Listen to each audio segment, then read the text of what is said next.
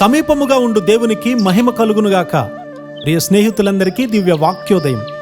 ఈనాటి పాఠ్యభాగము ఇర్మియా 12:2. వారి నోటికి నీవు సమీపముగా ఉన్నావు, గాని వారి అంతరింద్రియములకు దూరముగా ఉన్నావు. ఈ ప్రవక్తలు సత్యం యొక్క లోతుకు వెళ్తూ ఉన్నారు కాబట్టి వారిలాంటి వ్యాఖ్యలను చేస్తూ తారతమ్యాలను ఎత్తి చూపించగలుగుతూ ఉన్నారు. ప్రభువారిని గూర్చి మంచి మాటలు చెప్పినంత మాత్రాన ప్రజలను దేవుని దగ్గరకు ఆకర్షించలేము, కానీ మనకు దేవుని శక్తి కావాలి. అప్పుడే ఆయన రాజ్యాన్ని కట్టగలుగుతాము. అబ్రహాము గారు దేవుని రాజ్యాన్ని కట్టవలసి ఉంది కాబట్టి అతనికి వాగ్దానాలను దేవుడు అనుగ్రహించారు. అయితే చాలామంది ఇవ్వబడినటువంటి వాగ్దానాలను నిర్లక్ష్యపరుస్తారు. మారు మనసు పొందినప్పుడు ఏ వాగ్దానాలు నీవు పొందావో జ్ఞాపకం చేసుకో. మారు మనసు లేకపోబట్టే దేవుని కొరకు గొప్ప వాటిని చేయాలని అనేకులు ప్రయత్నించి అపజయం పొందుతారు. నేను అలాంటి సేవలో పాలు పొందకుండా జాగ్రత్త పడుతూ ఉన్నాను. నిజంగా మారు మనసు పొందిన వారు స్వీయమును చంపుకొని ఆత్మలో జీవిస్తారు. అప్పుడప్పుడు స్వీయం తొంగి చూస్తుంది. జాగ్రత్త.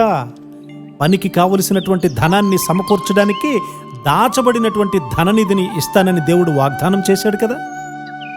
అది నాకొద్దు ప్రభువా అని చెప్పాను. ఎందుకంటే నాకు డబ్బంటే భయం. అది ఎలాంటి వారినైనా మృంగేస్తుంది. 15 నిమిషాలు దేవునితో పెనుగులాడి చివరకు ఒప్పుకొని ఆ నెలలోనే వస్తుందని ఎదురు చూశాను, కానీ ఇప్పటికీ అనేక సంవత్సరాలైంది. దేవుడింకా దాన్ని ఇవ్వలేదు. నా ప్రార్థన మెట్టుకు అది అపాయకరమని దేవుడు తెలియజేస్తూ ఉన్నాడు. విశ్వాసాన్ని సాధకం చేసుకుంటూ నిన్ను నీవు శుద్ధీకరించుకుంటూ పరిశుద్ధతలో తగ్గినట్లు కనబడినప్పుడు తిరిగి దేవునితో సరిచేసుకుంటూ ఉండు. మన మంచికే దేవుడు వాగ్దానాలు ఆలస్యం చేస్తాడు.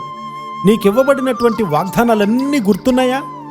ప్రభువా, నేను నీకు నమ్మకంగా ఉంటానా అని ప్రభువును అడిగినప్పుడు యోహాను సువార్త 10:28 ద్వారా నాతో మాట్లాడారు. నేను వాటికి నిత్యజీవం ఇచ్చుచున్నాను గనుక అవి ఎన్నటికీ నశింపవు. ఎవడును వాటిని నా చేతిలో నుండి అపహరింపడు. ఎంతో దీనముగా ఆ వాగ్దానాన్ని నేను నమ్మాను. అనేక ఆకర్షణలు మార్గంలో వచ్చాయి, కానీ దేవుడే వాటిని జయించడానికి శక్తినిచ్చాడు.